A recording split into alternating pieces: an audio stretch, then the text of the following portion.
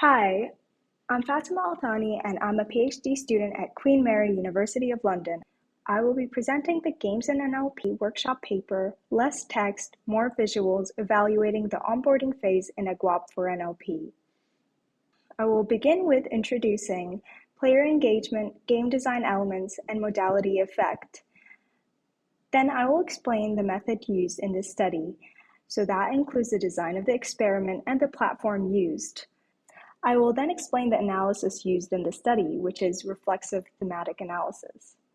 And finally, I will explain the results of the study, which include the 3 themes that were generated: less text, more visuals, instructions lack linguistic context, tutorial and game interface requires refinement.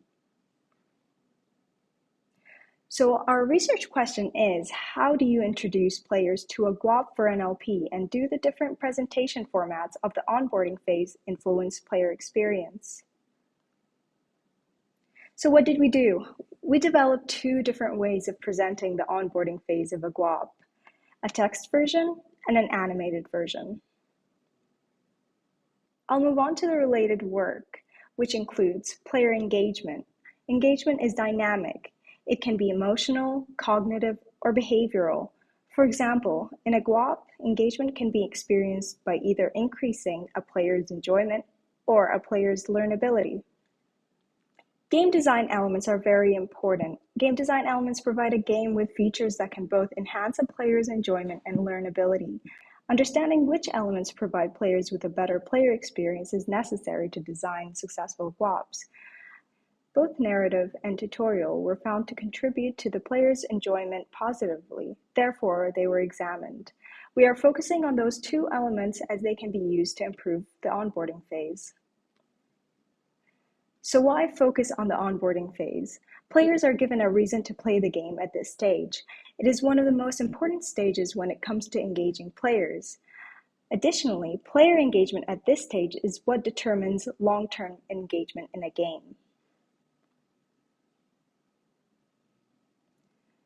So let's move on to modality effect. Modality effect was previously explored in GWAPs. However, the studies did not explore the presentation modes of the onboarding phase of a GWAP. Comparing 2 different presentation formats will help us understand what kind of effect modality has on players of GWAPs during the onboarding phase. The next section I will cover is the method used in the study. Participants were randomly assigned one of the 2 conditions of the onboarding phase. That includes the text version and the animated version. We selected a between-subject study designed to avoid the effects of players getting familiar with one interface over the other. So this is the platform that we used to conduct the experiment on. This is the game Lingo Towns. Here we have the main map. You can see the farm that's on the left, and then in the middle, the bakery, and then the far right is the library. And all 3 buildings are in one town. Here's a textual onboarding phase. It includes 3 different screens in the beginning that cover the narrative of Lingo Towns.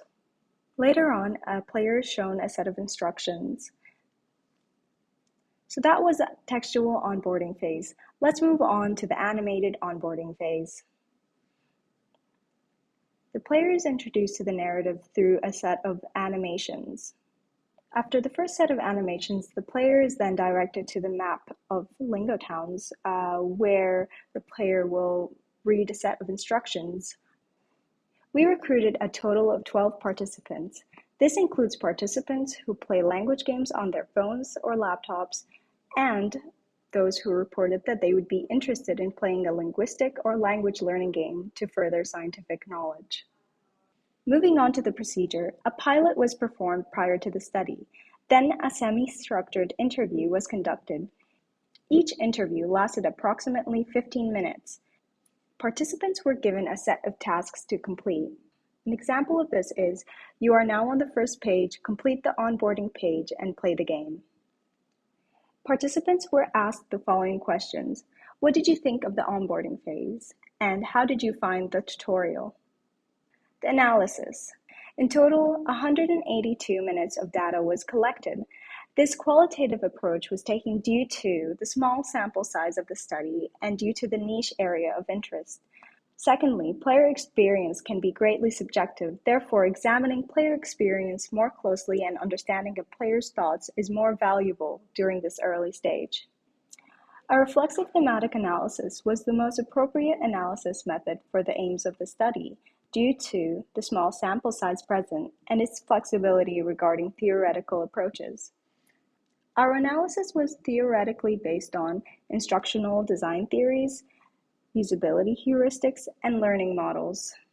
Here's an affinity diagram of some of the data we collected. The sticky notes were organized based off of general codes. So that includes text, interface, layout, and usability. So after that, they were analyzed into themes. So let's move on to the results. The first theme is less text, more visuals. Players expect to be presented with visuals, such as animation, video, or graphics.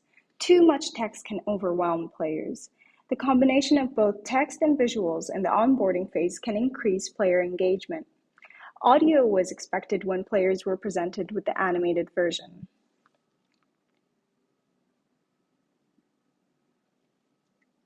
The first theme has two sub-themes. The first one is representing narratives with visuals as expected. Here is a quote from a participant who was presented the text version.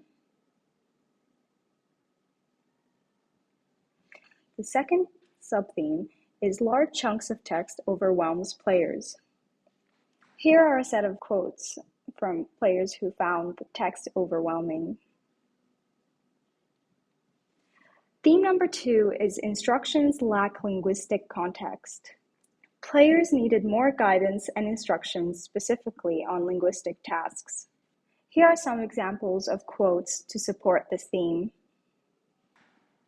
The third and final theme is tutorial and game interface requires refinement. Usability issues include tutorial feedback is unsupportive and in-game graphics are unclear. Here's an example of a participant explaining why tutorial feedback is unsupportive. Here's another example of a player who found the graphics unclear. Conclusion and future work. Players who were presented with the animation found it was standard. Most of the players presented with the text version wanted animations or visuals. Players who were presented with the text version found the text overwhelming and dull, lacking visuals. So both groups were interested in the narrative. Instructions were straightforward but lacking linguistic context, and both found that usability issues in the tutorial and game interface hindered player engagement. Based on the preliminary results, the presentation format of the onboarding phase does affect player engagement. However, other aspects of the onboarding phase can play a role in player engagement and should be further explored. As for future work, we are interested in exploring tutorial features, so that includes context sensitivity. It will be interesting to compare both features and presentation modes in one study to see what kind of effect that would have on player engagement. We can further explore context sensitivity with blocking and unblocking. Further studies need to explore if limiting a player's freedom can increase player engagement, especially in the onboarding phase of a game. Thank you very much for listening to my presentation.